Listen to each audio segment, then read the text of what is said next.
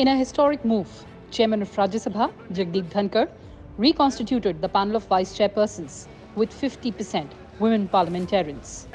All 4 women parliamentarians nominated are first-time members. I have to inform the honorable members that panel of vice chairpersons has been reconstituted with effect from 17th of July 2023 with the following members: Shrimati P.T. Usha,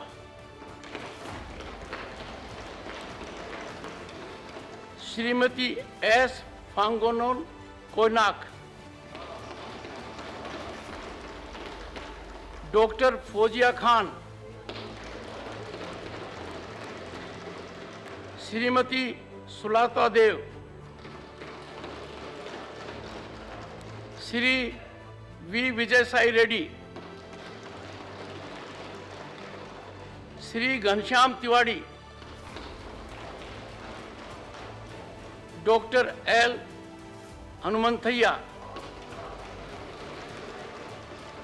and Shri Sukhendu Shekhar Ray. Honorable members will be happy to note that 50% of the vice chairpersons happen to be women. All women members have expressed gratitude to Chairman Dhankar for the opportunity. First of all, congratulations for being nominated to the panel of vice chairpersons. It was a historic day, almost 50% women in the panel. How does it feel, ma'am? It feels extremely good, and 50% women have been selected. That's especially a very good thing. And I think the next step for the government will be the Women's Reservation Bill. I hope so. Ma'am, you've had a long experience. You've been a legal doyen, and now you'll be presiding over the proceedings of the House. How does it feel in terms of sitting on that chair? It feels really great. I think that that's going to be a great experience. I've always felt I should be sitting there one day. And thanks to the chairman, this has become possible. So I thank the chairman of Rajya Sabha for having nominated me to this place. Absolutely, ma'am. And running the House or ensuring the smooth conduct of business of the House, what will be your priority?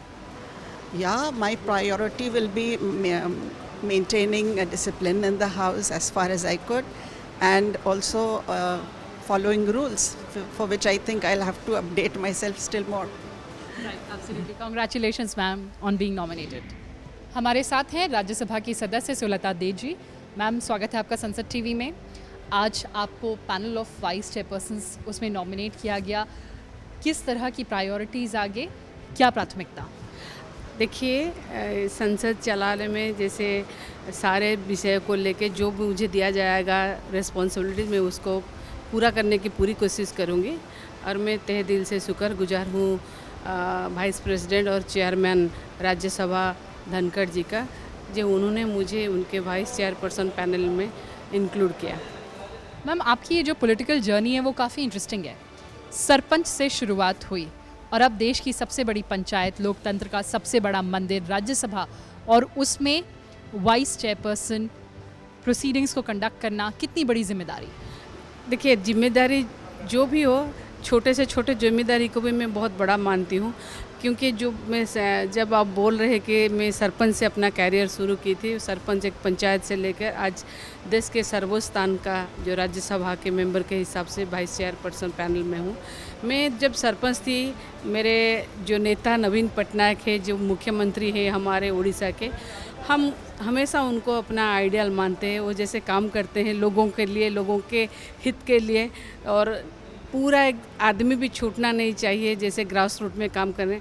मैं उनको हमेशा अपना ideal मानती हूँ. जो जैसे कि वो काम करते हैं, मैं उनको फॉलो करके काम करती हूँ. यहाँ भी मैं मेरा पार्टी के हिसाब से, मैं पार्टी के सीएम को जैसे उनको जैसा पसंद है, मैं वैसा काम करना चाहूँगी. और ऊपर से मैं फिर से शुक्रगुजार हूँ चेयरपर्सन धनखड़ जी का, जो वाइस प्रेसिडेंट है. उन्होंने मेरे ऊपर आस्था रखा, उन्होंने कुछ सोचा. मैं एक महिला हूँ और आज वो बोले कि हाउस में जो वाइस चेयरपर्सन से इक्वली डिवाइड किया गया है, 8 को 8, 4 महिला है और 4 जेंट्स है. ये बहुत अच्छा बात है. जब हम 33% का डिमांड कर रहे हैं, अगर 33% के बदले हम लोगों को कहीं पर 50% मिल जाए तो ये सच बात होती है, क्योंकि हम महिला हैं ना, वो हम देखा जाए तो आबादी के भी 50% से हैं। तो ये मैं शुक्रगुजार हूँ फिर से धनखड़ जी का कि उन्होंने हमको चुना। मैं सोच रही हूँ कि मैं जो काम करूँगी मेरा पार्टी को लेके, मैं बहुत खुश हूँ। मैं पार्टी को कैसे ऊपर पहुँच जाऊँ और पार्टी के लिए ही मैं काम करूँ और सारे सांसदों के हित में काम करूँ, देश के हित में काम करूँ। बिल्कुल, बहुत बहुत शुभकामनाएं। आपकी नई पारी है, आपकी नई यात्रा है, बहुत शुभकामनाएं संसद टीवी से। मैम, वेलकम टू संसद TV and congratulations. It is a historic day.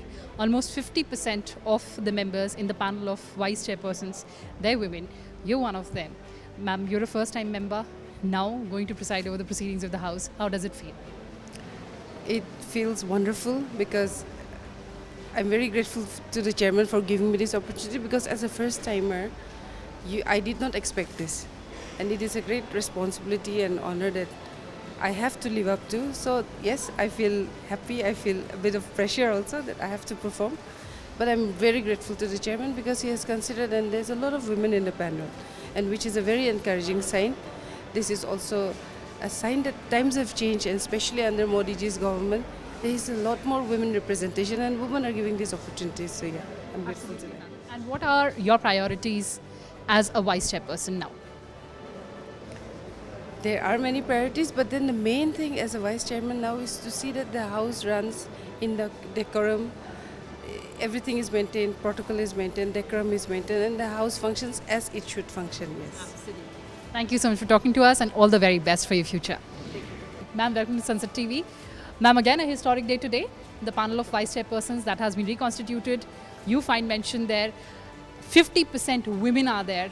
How do you feel about it? I'm very happy because I could read that when with the vice person's panel name had come, most of them are ladies. So I'm very happy, and I'm very much thankful to Prime Minister and our chairman for nominating me the vice chairman's panel.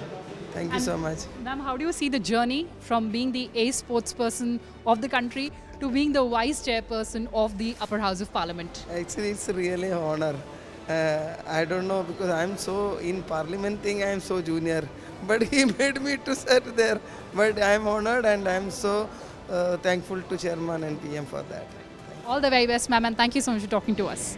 Sir, समझना चाहूँगा कि एक लंबा आपका विधायक के तौर पर कार्यकाल रहा, कई बार आप विधायक रहे, अब राज्यसभा में सांसद के बाद अब आपको वाइस चेयरमैन के तौर पर भी जिम्मेदारी, कितनी अहम जिम्मेदारी आप मानते हैं? देखिए, ये सदन को संचालन में यह महत्वपूर्ण जिम्मेदारी है।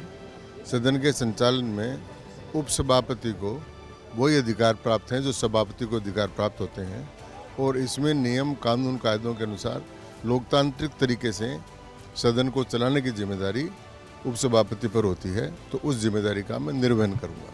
सर, चूँकि आपको संसदीय कार्य मंत्री के तौर पर राजस्थान सरकार में अनुभव है, वो अनुभव और आपका जो राजनीतिक जीवन है, एक लंबा राजनीतिक, वो अनुभव इसमें कितना सहायक सिद्ध होगा? देखिए, मुझे संसदीय लोकतंत्र का बहुत लंबा अनुभव है, और मैं संसदीय कार्य मंत्री भी रहा हूँ और विभिन्न मंत्रालय में भी रहा हूँ, और इस समय भी मैं कई कमेटियों का मेंबर हूँ। वो सारा अनुभव इस काम में आएगा कि हम सदन को बहुत अच्छी तरह संचालित कर सकें, सरकार का जो बिजनेस है वो पूरा हो, और विपक्ष को कहने का पूरा मौका मिले। सर, एक और सवाल आपसे पूछना चाहूँगा, चूँकि अब बीएससी में भी सदस्य हैं, और हाउस चलाना एक इस समय बड़ी चुनौती है, क्योंकि हाउस को ऑर्डर में रखना, तो ऐसे में किस तरीके से जो पक्ष और विपक्ष में तालमेल को बेहतर करने की कोशिश करेंगे? देखिए, पक्ष और विपक्ष में तालमेल तो बेहतर करने का काम सभी दलों के नेताओं का है, लेकिन सदन को संचालन में नियमों के अंतर्गत संचालन करना, सरकार के कार्यों को पूरा कराना, और विपक्ष का किसी भी कीमत पर उनके अधिकार का हनन नहीं करना, ये सदन को संचालन करने वाले उपसभापति और सभापति पर निर्भर करता है। वो कर्तव्य हमारी पुस्तक में नियमों और प्रक्रियाओं में लिखा हुआ है। उन प्रक्रियाओं, नियम और परंपराओं के आधार पर हम काम करेंगे तो सदन ठीक ढंग से चलेगा। एक आखिरी सवाल और पूछना चाहूँगा सर, चूँकि हाल ही में आपने यूएनओ में भारत की तरफ से प्रतिनिधित्व भी किया है, आज आपके ऊपर ये जिम्मेदारी है, मैं आपसे समझना चाहूँगा कि जब जनप्रतिनिधियों की जो आकांक्षाएं हैं उनको भी कई सवाल चाहे वो प्रश्नकाल बेहद अहम समय है, शून्यकाल बेहद अहम समय है, तो ऐसे में उनके जो सवाल हैं उसे ज़्यादा से ज़्यादा मौका मिल सके सांसदों को, इस का कोई प्रयास आपकी तरफ से किस तरीके से? देखिए, जितने अधिक से अधिक प्रश्न आएंगे उतना अधिक से अधिक काम और माननीय सांसदों को उनके अधिकार प्राप्त होगा। उसके अलावा भी 0 आवर है, उसमें भी कर सकते हैं, विशेष उल्लेख में भी कर सकते हैं। विधेयकों पर इस बार बहुत विधेयक आ रहे हैं, उन विधेयकों पर भी बहस में भाग ले सकते हैं, शॉर्ट नोटिस के ऊपर हो सकते हैं, और कई प्रकार के माध्यम हैं जिनके माध्यम से माननीय सांसदगण अपना पक्ष सदन के पटल पर रख सकते हैं बिना हंगामा के। जितना अधिक संसद चलेगी उतना ही अधिक काम होगा, उतना ही ब्यूरोक्रेसी पर नियंत्रण रहेगा और उतना ही लोकतंत्र के हित में होगा। According to rules, the chairman shall, from time to time, nominate from amongst the members of the council a panel of vice chairmen, any one of whom may preside over the council in the absence of the chairman and the deputy chairman, when so requested by the chairman or in his absence by the deputy chairman.